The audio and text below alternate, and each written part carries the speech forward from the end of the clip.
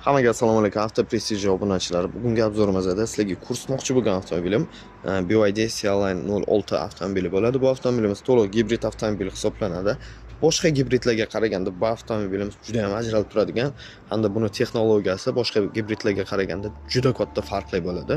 Masalan, deylik, mana bu lip motor C16 yoki bizdagi o'zimizdagi hozir gibridlarga masalan solishtiradigan bo'lsak, masalan, mana bu Dongfenglarni bularda benzin motor bo'ladi hamda benzin motor nima vazifani bajaradi? Benzin motor deyilmaydi, benzogenerator deyiladi. Agar to'g'riroq oladigan bo'lsak, benzogenerator bu zaryadlab, mashinani zaryadlab, o'shani benzinni hisobiga zaryadlab avtomobillar harakatlanishga keltiradi.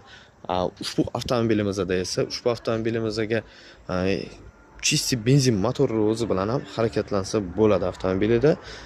Hamda elektrda yurib o'tish masofasi 130 kilometrni tashkil qiladi. Agar benzin smeshini yuradigan bo'lsangiz esa 1600 kilometrgacha ko'rsatilgan. 1300-1400 da smelo yurib beradi avtomobilimiz. Juda ham hamda ekonomik ishlaydi. 100 ga atiga 1.3 yo 1.4 litr benzin расход qiladi. Также avtomobilimizni ichki salon qismiga keladigan bo'lsak, ichki salon qismi juda ham ajoyib ishlab chiqarilgan, ajoyib bo'lgan dizayn. Hamda bu avtomobilimizda salon qismlariga keladigan bo'lsak, mana shunaqa seriy rasvetka bilan jihozlangan. Также avtomobilimizda o'zini head-up proyeksiyasi bor, atrofli obogrevlari bor, o'zini katta monitori bor. Hamda bu avtomobilimizda беспроводной зарядка, подстаканник, холодильник, nima kerak bo'lsa hammasidan bor. Face ID'larigacha, elektr rul. Do'stlar, agar e'tibor berib qaraydigan bo'lsak, monitorlar ham o'zini juda ham sifatli monitorlardan foydalanilgan.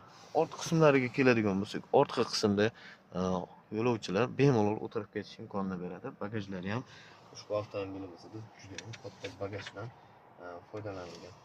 Xo'p, ushbu avtomobilimiz agar kimga kerak bo'lsa, bemalol pastdagi raqamlarga aloqaga chiqishingiz mumkin. Avtomobilimizda 360 gradus kamera, cruise control, adaptivniy cruise control hamda avtomobilimizda 12 ta dinamika, Dyne audio akustikalari bilan jihozlangan.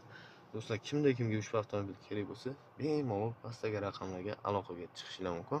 Ushbu avtomobil hozirgi kunda O'zbekistonda bitta hisoblanadi.